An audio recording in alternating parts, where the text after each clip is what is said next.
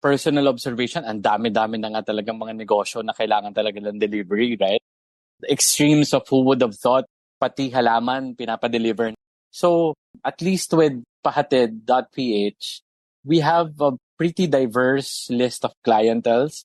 Of course, nandyan yung mga typical online sellers who sells clothes, shoes, or anything retail onto the clothing side.